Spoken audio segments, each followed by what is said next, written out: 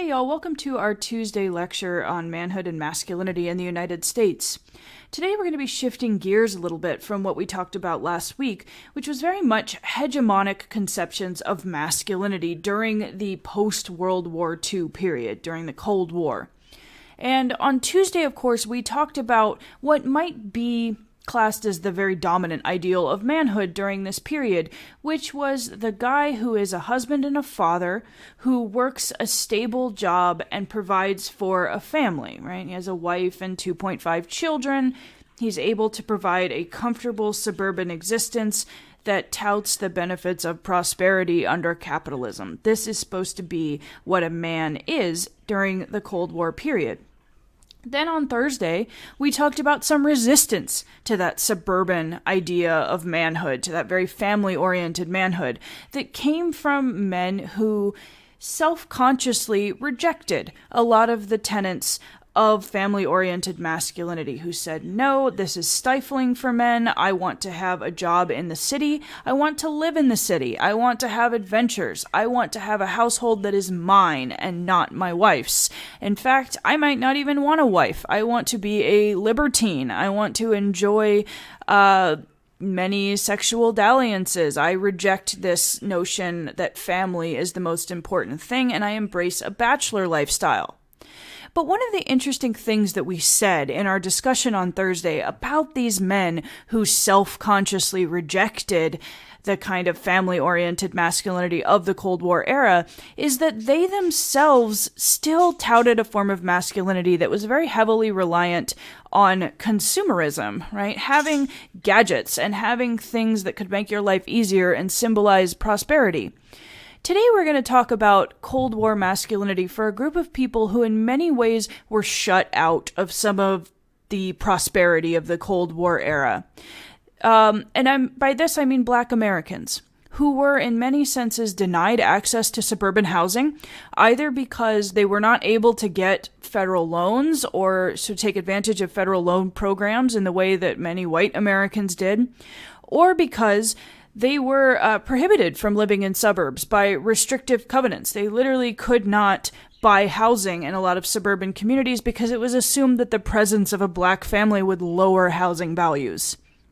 Not to mention, Black Americans tended to be relegated to jobs that were lower paying than those of white Americans, and they were generally unable, in many cases, to access the kind of full prosperity of the Cold War period. And so today I want to talk a little bit about how Black Americans, both men and women, saw themselves relating to masculinity and conceived of their own status as men. What did it mean to be masculine within Black communities around the nation? And I want to do that particularly in the context of the civil rights movement and the Black Power movements that, of course, gained a lot of traction in the 1950s, 60s, and 70s. Now, I want to do this for two reasons. One of which is because I think studying gender can give us a kind of different concept of the civil rights movement and of the Black Power movement, because in many ways, these movements were shaped by very gendered concerns. And there's been a lot of great literature on this, but of course today we're going to focus primarily on how Black activists framed their activism as being something that reinforced their masculinity, or in some cases challenged their masculinity. So how can thinking about masculinity help us to understand the structure and concerns of the civil rights movement? That's sort of one question we have for today. And the second reason we're doing this is because examining the internal workings of various civil rights and Black Power movements can give us a sense of how members of Black communities constructed their own ideas about gender and their own standards of what it meant to be a man. So in other words, what we're essentially doing here is, first off, continuing to ask a question that we've asked many times in this class, which is, how has hegemonic masculinity in the United States historically been defined in opposition to Blackness? That is, how have our notions of what it means to be hegemonically male in this country, hegemonically masculine, been coded white and been coded very much not black, right? How have black men been excluded from notions of what it means to be a man? And the second is how, despite that exclusion, did black men and women who were involved in the civil rights and black power movements attempt to contest hegemonic definitions of masculinity, and how did they strive to create their own relationships to gendered ideals? And so those are really our big questions for today. Now, you read today about nonviolent civil rights activism, which is actually the type of civil rights activism that I think most students that I encounter are familiar with. And we can talk in our Zoom discussion about why this would be. Why is it that nonviolent activism tends to be the form of activism we learn the most about, tends to be the kind of activism that is historically revered the most in our narratives? But you have probably learned a little bit about nonviolent activism in your previous schooling. One of the, of course, very well-known figures associated with this form of activism is Martin Luther King Jr., whom we have a national holiday dedicated to. And frankly, a lot of the civil rights groups that we're probably most familiar with from having them sort of validated and valorized in our previous education are these nonviolent groups. And so some of the most famous proponents of nonviolence, just to give you a few examples, and there are of course many, many civil rights organizations active in this time, would be the Congress of Racial Equality, CORE, which was founded by pacifists in the 1940s to oppose Jim Crow segregation and promote racial equality in the country.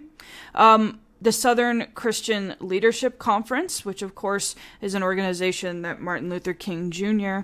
was very associated with, that functioned as an umbrella group that supported local Southern groups' efforts to organize marches, boycotts, and strikes in various cities around the country, but especially in the South.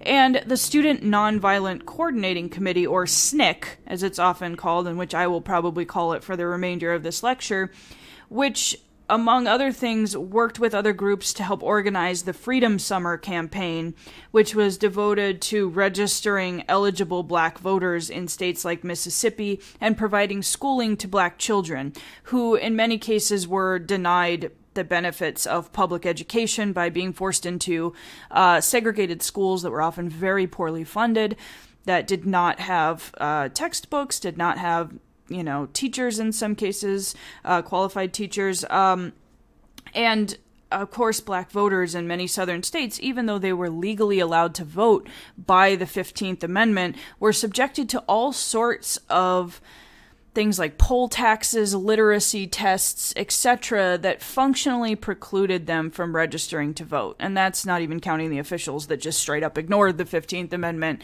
and were very explicit in a racist desire to bar black voting.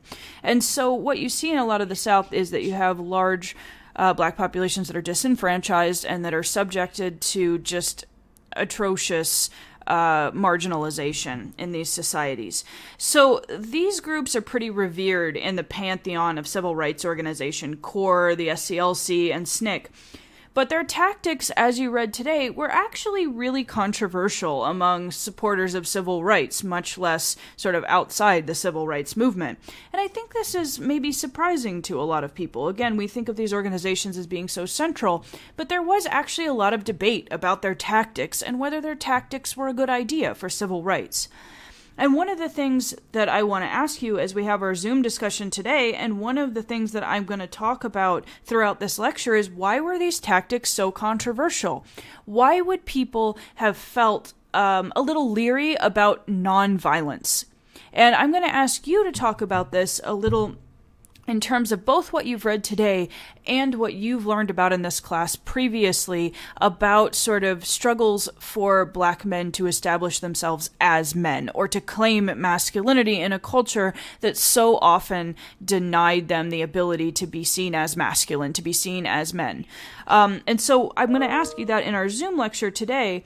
But it's worth thinking about some of the sort of controversies around nonviolence. And to that end, I want to show you a few images in this respect that I'm hoping we can talk about either in your discussion post or the Zoom lecture.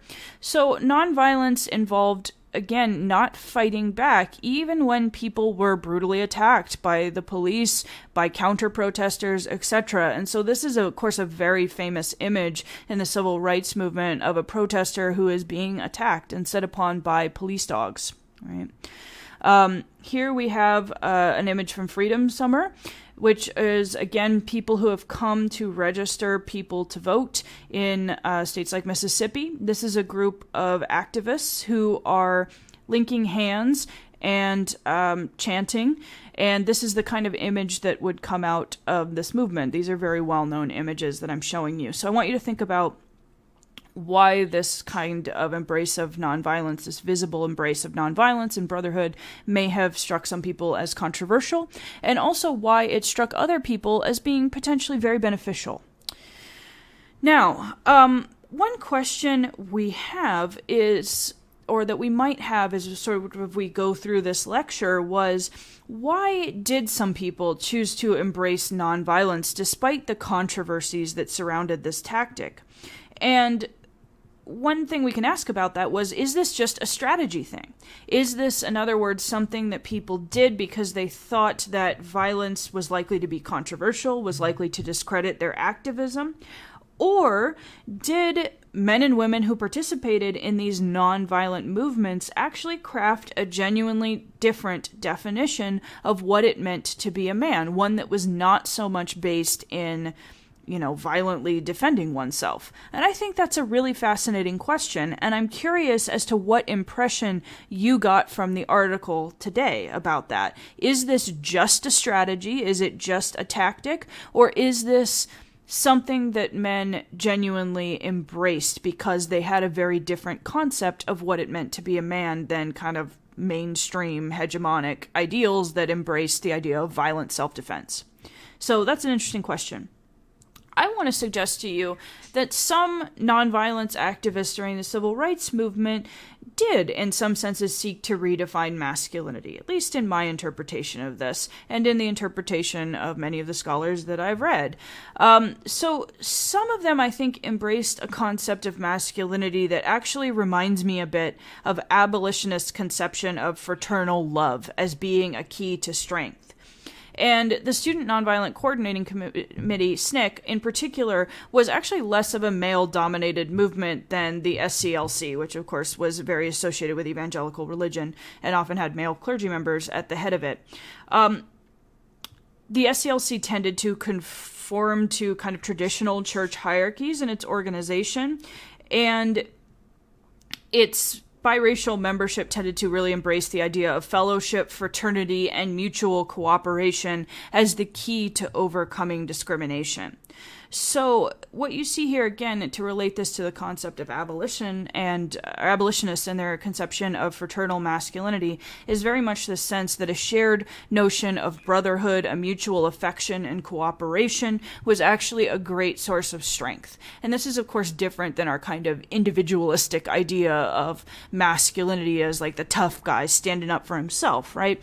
This is a group of people cooperating with one another and embracing fraternal love and nonviolence as a way to challenge existing racial hierarchies, if not necessarily gender hierarchies. So other activists, particularly northern-born people who came down to the South, found ways to reconcile nonviolence with their conceptions of manhood by really highlighting the risks that they were taking going into the Deep South, unarmed, in integrated groups, which were deeply controversial, right? White activists and black activists working together, and putting their values into practice. That is a very risky thing to do, to go down and volunteer to register people to vote or to open freedom schools. People are murdered for this, very famously in some cases, or I should say infamously. Civil rights workers, even if they weren't murdered, were often subjected to really terrifying acts of violence. Police arrested them, held them on boat bogus charges and often beat them and abused them. Activists were harassed by local white Southerners who were deeply opposed to integration. They were attacked in many cases. And if civil rights workers were black and local to the South, you could say that they were not just putting themselves at risk, but putting their whole families at risk of things like lynching, firebombing, or economic devastation in the form of job loss. Because, of course, many bosses would fire employees or refuse to hire people who they knew to be involved in the civil rights movement. So it takes some serious guts to stand up for civil rights in the Deep South, and in fact, in many portions of the country. And so what these men did was they said, yes, we're nonviolent, but what you have to understand is the amount of bravery and strength it takes to go in unarmed to these areas of the country. If anything, we are more manly through our willingness to take these risks and through our willingness to stand up for what we believe in, despite the fact that it could cost us our lives in some cases. And so you see many civil rights workers even doing things that we would now think of as sort of banal, as registering people to vote, who really highlighted that the risks they took made them men, not just in the eyes of other people, but in the eyes of themselves. So one young black man from Mississippi named Charles McLaurin vividly recalled the first day that he went to Ruleville, Mississippi, and drove a group of black women to the courthouse in an attempt to get them registered to vote. The women were denied the right to register, actually, but just the act of attempting to stand up for civil rights in the face of such enormous odds made McLaurin feel empowered. And he would later say, "I will always remember August 22nd, 1962 as the day I became a man." Now, still others, including Memphis sanitation workers who are striking in this image, which is a very famous image from the civil rights movement, linked their forms of nonviolent protest to other more traditional forms of masculinity.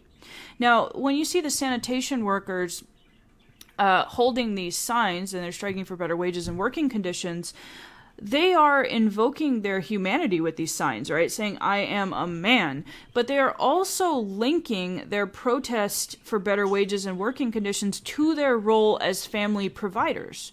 They are invoking a certain understanding that in order to be a man and to be recognized as a man, you need to be paid enough to support a family, to support a household. And so when they are holding these signs that say, I am a man, what they are saying is essentially, I am a man. I'm a patriarch. I'm a husband and father like you. I need to be able to support people. That's what it means to be masculine in this period, is to be a provider. I am unable to be a provider because of what you are paying me and because of my working conditions, and so those need to be improved in recognition of my status as a patriarch. And so you have this very gendered language infusing even nonviolent aspects of the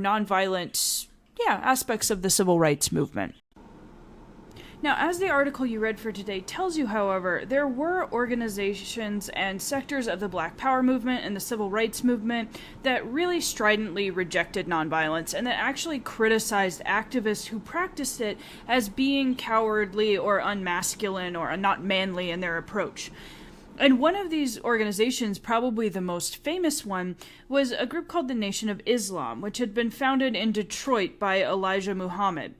Now, the Nation of Islam was, as its name implied, a Muslim organization, and its members were deeply critical of the nonviolent wing of the civil rights movement, and actually of many of the assumptions that were at the core of activities by groups like the Southern Christian Leadership Conference or SNCC. So for one thing, members of the Nation of Islam did not, as I said, approve of nonviolence, which they repeatedly characterized as being sissy, as being weak, and as being symptomatic of what they called an Uncle Tom culture among civil rights leaders. And if you don't know that reference, this is a reference to Harriet Beecher Stowe's Uncle Tom's Cabin, which was a very famous novel in the 19th century.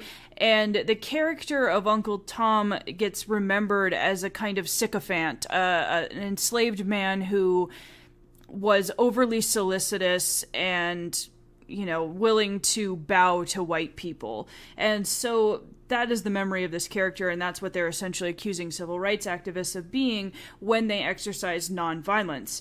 And one of the most famous Nation of Islam preachers, and somebody who spoke to this issue, is a person you're probably familiar with, which is Malcolm X. Now, Malcolm X, among other things, was a very vocal critic of sit-ins and of other passive protest tactics. And he spoke about this very specifically when he mentioned things like lunch counter sit-ins that were designed to desegregate drugstore and department store lunch counters. Malcolm X wrote, "Here in America, the so-called Negro students have allowed themselves to be maneuvered under a tag of sit-in. The word sit itself is not an honorable tag. Anybody can sit. An old woman can sit. A coward can sit. A baby can sit. Anything can sit, but it takes a man to stand." Okay? So already you're seeing this emphasis on what it means to be a man. And what it means to be a man for Malcolm X is not being somebody who uses passivity, who is just sitting down. It's being somebody who stands up, who takes a more assertive approach. And Malcolm X also said this, quote, "Concerning nonviolence, it is criminal to teach a man not to defend himself when he is the constant victim of brutal attacks." So here he's saying, if you look at these civil rights organizations, they are preaching nonviolence. They are preaching meet hate with passivity. They are preaching stand there and take it.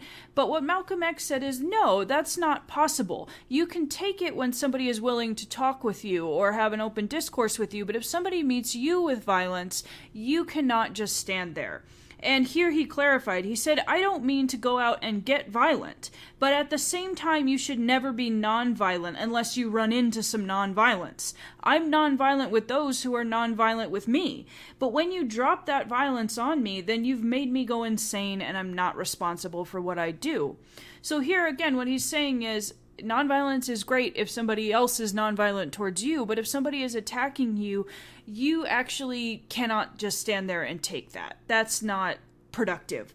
And so instead of nonviolence, Malcolm X and actually the Nation of Islam as a whole emphasized armed resistance and the need for active self-defense. And this is very much a policy of the organization.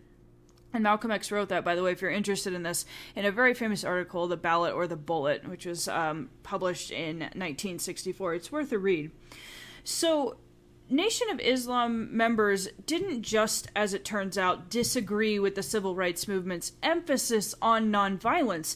They also disagreed with the fact that the civil rights movement was a racially integrated movement that, among other things, lobbied for racial integration. So if we think about a lot of the activities we associate with Dr. King, with these kind of, with CORE or SNCC, what you're seeing is attempts to integrate Black people into existing political structures, integrate Black people into existing schooling structures and employment structures, and to fight Jim Crow segregation. And of course, Martin Luther King's "I Have a Dream" speech is a very famous example of this, right? White and Black children being able to go to school together, to play together, to enjoy their, sort of life and full range of rights together. But the Nation of Islam actually did not favor this type of integration. It actually emphasized Black separatism and a broader rejection of white culture and the standards that flowed from that. So if you've ever wondered, for instance, why Malcolm X took the name Malcolm X, it's because the Nation of Islam actually encouraged Black Americans who joined to drop what they called their slave names, i.e. the names that were often given to them or adopted from the names of their former enslavers. So as a bit of background here, after the Civil War and emancipation, it was not uncommon for newly freed enslaved people to take the last names of the people who had formerly owned them, quote unquote. And so the Nation of Islam says part of independence is actually rejecting that oppressive history, rejecting that past of being controlled by white people and having your identity dictated by white people. And so the Nation of Islam really emphasized the need for commercial independence and political independence for people of color. And in their sort of most utopian version, they wanted land to be set aside or otherwise purchased so that black people could form their own sovereign states outside of the control, the supervision of white people. On a sort of less utopian level, a lot of their activism was designed to promote the development of black-owned businesses and black commercial networks that could be economically self-sufficient. So a lot of what they said was, and what they advocated was based around black people being willing to patronize black-owned businesses and keep their money within the community so that they could build their capital and gain independence that way, by not being dependent on white commercial ventures, which were often very exploitative of black people. And so Malcolm X actually captured something of this impulse when he was talking about those lunch counter sit-ins. He wrote, "Rather than force our way into someone else's restaurant or public place that they have established, we should get our own. Once we have our own, we're respected for the fact that we can create our own." And that's equality right there. Okay? So real equality is not just being integrated into a space that somebody else owns. It's actually self-making enough that you can own your own space, that you can own your own business. That to him was really at the core of a conception of black independence and of black manhood. And the Nation of Islam's message of self-determination and black independence really spoke to a lot of young and poor urban black men. And it spoke to them in particular, I think, because one of the things that the Nation of Islam really highlighted was that a core part of black self-determination and assertion needed to consist of black men claiming the masculinity that had been denied to them by white culture and really asserting themselves as patriarchs. And to just give you a sense of this, there was a kind of long-standing in the 70s emphasis on the fact that how do I put this, sort of quote-unquote traditional African-American culture that had been born out of slavery had created a very matriarchal culture. So people who were concerned about high rates of, for instance, black single motherhood during this period had, very famously in the case of Daniel Patrick Moynihan, had traced this back to the legacies of slavery, where black fathers had often been unable to see their children, especially if they lived on a different plantation or if they were sold away from their children. And so there was this argument that the legacy of slavery, the legacy of black oppression, had created a kind of matriarchal, quote-unquote, culture among black Americans. And part of the Nation of Islam's program involved sort of black men taking their rightful roles as patriarchs as a means of undoing that historical oppression. And so the Nation of Islam has a very masculinist program, and you can really see that in its recruitment numbers. We have studied in the past American religious movements and social reform movements rooted in a particular religious ideology, and one of the things that we have consistently observed is that many of those movements attract far more women than men. So if we think about evangelical Christianity or things like temperance, for a lot of that you might have 2 or 3 women to every 1 man that went to, say, an evangelical Christian church.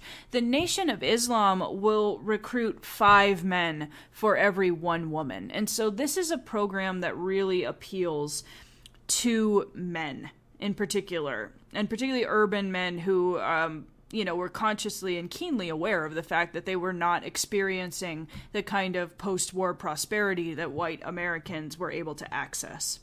So, male Nation of Islam converts were encouraged to embrace a really active and asserted vision of manhood in which they exercised strength, decisiveness, and good moral character.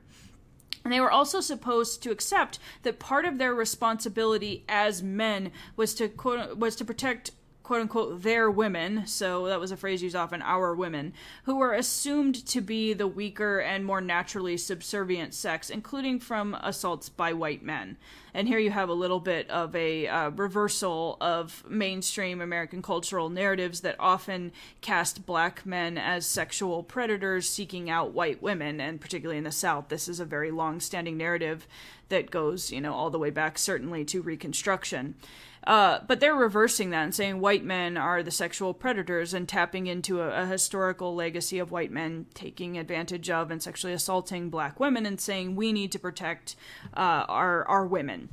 And so black men are supposed to be protectors, leaders, and providers for their families. And Malcolm X was really one of the people who really preached this idea of men taking charge of their own destinies and leading their households. He wrote, "Get off welfare, get out of that compensation line, be a man, earn what you need for your family. Then your family will respect you. You are accepting the responsibilities of manhood." And so during a time when a hugely disproportionate number of black men were unemployed or underemployed because of labor competition in cities, that message of empowerment through faith and through racial solidarity, I think, really spoke to a lot of men. And female Nation of Islam converts were encouraged to bolster their husbands' sense of themselves as men and patriarchs by being very subservient to their husbands and assuming domestic roles that would really reinforce their husbands' manhood. And so they were expected to adopt certain standards of grooming that involved a rejection of hair straighteners, skin lighteners, and makeup, which were thought to reflect white standards of beauty. And there was a strong emphasis on the kind of natural beauty of black women in this movement. And women in the Nation of Islam tended to dress in long white dresses with headscarves, which is religious, but it's also a way, as you can see in this image, of highlighting their purity, which is interesting as a strategy because one of these sort of stereotypical characterizations of black women that had been used to justify for many, centuries at this point, black subordination was that black women were inherently lustful, that they were libidinous and available for sex, unlike white women who were naturally chaste. And so by having women dress in all white, the Nation of Islam is confirming that these are sort of pure women who require the protection of their men, but they're also countering dominant gender stereotypes of black women by saying, no, our women are pure, they are in need of protection, they meet kind of the qualities of traditional femininity, so to speak, that were so often denied to black women. And this is perhaps something of an irony about the Nation of Islam. It's, on one hand, a separatist organization that ostensibly rejects the values of white society, and yet, if we look at the gender politics within the Nation of Islam, we can definitely observe some parallels to mainstream gender politics, which highlighted very different roles, different and distinct roles for men and women, which placed women's position within the home, and which definitely emphasized that women were sort of vulnerable and in need of protection, not suited for the rough world of kind of business in the way that men were. And, I want to ask you why you think that is. Why do we see an organization that is ostensibly about rejecting dominant culture, which is at the time white culture, why do we see them adopting such similar gender roles? Why do you think these kind of quote-unquote traditional gender roles that see men and women having completely distinct roles and an emphasis on female chastity and purity, why is that so appealing to them? So I'll ask you that to reflect on that either in your discussion posts or in our Zoom meeting today. Now, interestingly enough, Malcolm X started to soften some of his positions on both working with white activists and on embracing patriarchy after he becomes estranged from the Nation of Islam in 1964. So he actually has a really interesting intellectual trajectory that I'm not really going to go into here, but I do at least want to gesture at it. However, Malcolm X, if you know anything about history, he was assassinated by Nation of Islam members actually before he could really, I think, see through the fruits of this particular strand of his activism. So it would have, it's obviously a tragedy, and it would have been really interesting to see where he went intellectually after this. Nevertheless, Malcolm X, despite his premature death, would actually be a huge inspiration for a new group of radical activists who emerged in the late 1960s, and that was the Black Panthers. Now, I'm very curious, and I'm going to ask you in Zoom or maybe in our discussion boards what you've learned about the Black Panther Party in the past and what you happen to know about them. But I want to talk about the Panthers in this context because I think the Panthers came up with some really interesting ideas about gender, race, and intersectionality, although they didn't use that term necessarily. So I'm just going to give you a little bit of a gloss here. So early in their activism, the Panthers drew a great deal of inspiration from Malcolm X. Huey Newton and Bobby Seale, who founded the organization, used to listen to Malcolm X in Oakland, California when he would speak, and they very much revered him.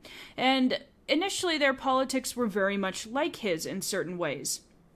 One of the most significant ways that they were similar in terms of their gender politics to the Nation of Islam and Malcolm X is that the Panthers embraced, particularly in the early years, again, the assertion that black manhood and that black men's ability to claim masculinity was crucial to black liberation.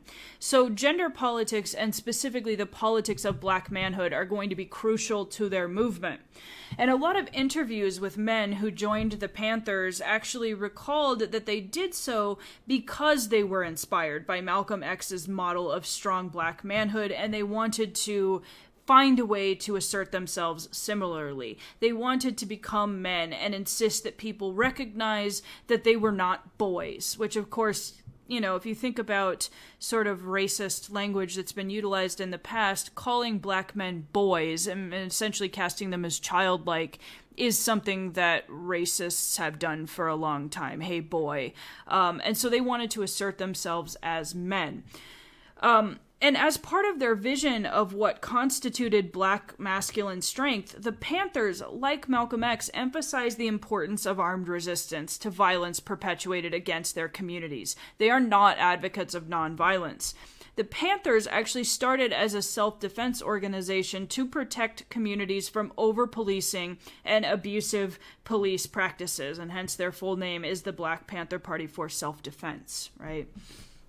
And what they did was they very aggressively recruited young black men in urban communities and encouraged them to carry weapons and to police the police. And they're not doing this out of nowhere. Police in the late 60s and early 70s, particularly white police, were extremely brutal towards black men. I mean, we have ongoing problems with police brutality and violence towards people of color in this country, and that has a long legacy. And certainly in communities like Oakland, where the Black Panther Party originated, there was over-policing of a lot of black communities, and there was a great deal of kind of brutality and violence directed at black people who were sort of disproportionately represented within the criminal justice system, as they continue to be now. And so the Panthers would go around and sort of follow police cars, among other things, supervise the police, act as witnesses. And at several points actually, they famously staged open carry demonstrations, including at the state capitol building, right, where they would go and heavily arm themselves and sort of assert black men's right and necessity for self-defense. And these are probably aspects of Panther activities that you're familiar with if you know anything about the Panthers, because they're very heavily publicized. And the media, I would say, had its own reasons for seizing on these images as the ones that they wanted to promote. And we can talk about why you think that is. Why do these armed open carry demonstrations generate such a great amount of media attention? But the Panthers also kind of embraced this as their image, right? They were sort of proud of this particular strand of their activism and the publicity that it generated. And so I want you to think about sort of images like this one, or like the ones we're about to see. I want to have you kind of look at these and think about what it is these images are doing. What statements are these making about black masculinity? How do they play with stereotypes of black masculinity? How do they counter those stereotypes? What vision of black masculinity are the Panthers trying to project? And what do you think is at the core of that particular strand of masculinity? What does it value? Okay.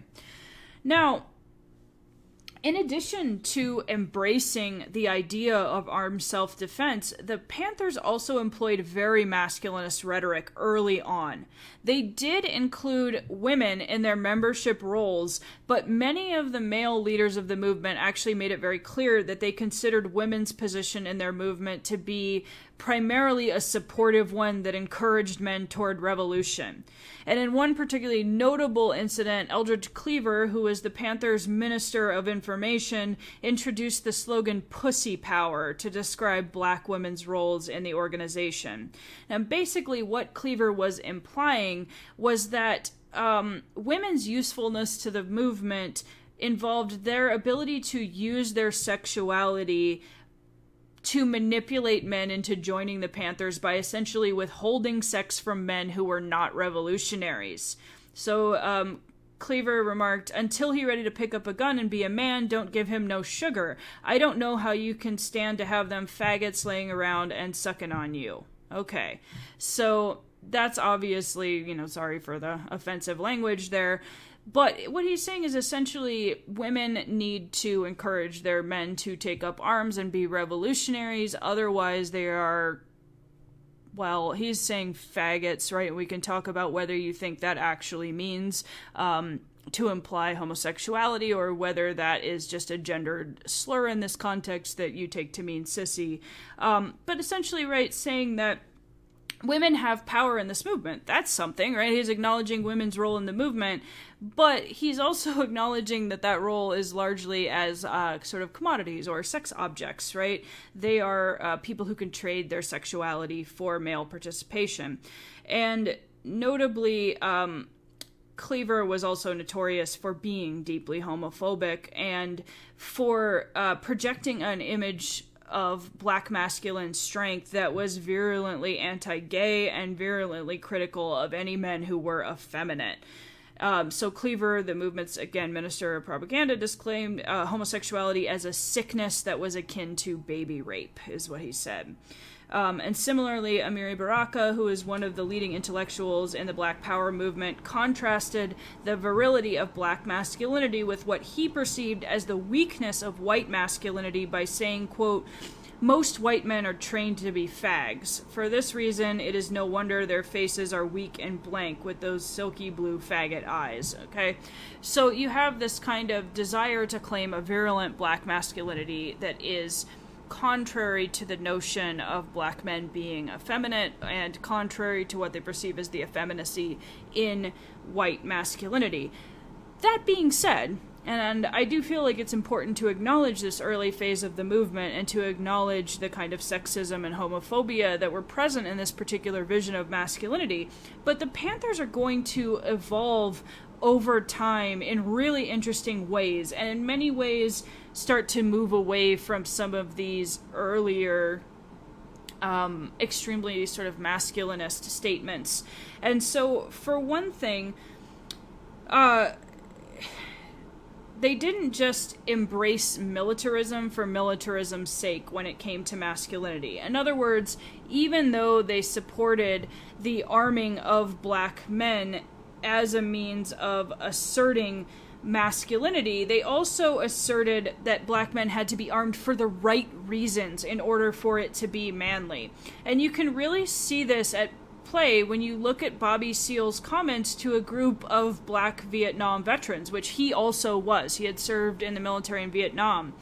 He said to them, "You went into service for the same reason I did, because it wasn't no jobs. And you feel you'd go into the army and some guy'd sell you some insidious notion about being a man and all that kind of crap. And you are already a man. You're a human being.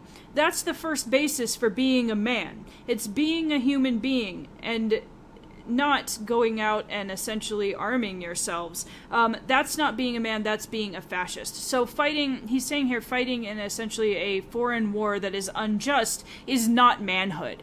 And here he's being critical, of course, of Vietnam. He said, that's not manly. That is, you were already a man. You didn't need the military to make you a man, and certainly being a fascist doesn't make you a man. And so that's kind of interesting, right? Because he's challenging the notion long-standing in American culture that military service makes you masculine, that being a soldier is kind of the key to being manly. He's saying, no, it depends on why you're arming yourself and what you're fighting for. And the Black Panthers, of course, are deeply anti-colonialist. So they strongly opposed military action that interfered with other people of color's right to self-determination, which they saw the Vietnam War as very much doing, and which it was doing. So when they talked about militarism and being willing to fight, they still have, they're emphasizing a kind of moral core, right? It's not just being willing to fight for anything, it's being willing to fight on the side of morality. And that ethos of sort of morality and of community betterment is what prompted the Panthers to take up armed defense, but it did also extend their activism to a lot of areas that we don't think of as being traditionally masculine, including preparing and serving food to their communities. And here you have a picture of Bobby Seale looking over food donation bags. The Panthers were very focused on providing for Black communities and nurturing children within those communities. And so one of the things that Panther men did is they oversaw food drives. They made breakfasts and lunches for impoverished school children so that they could eat.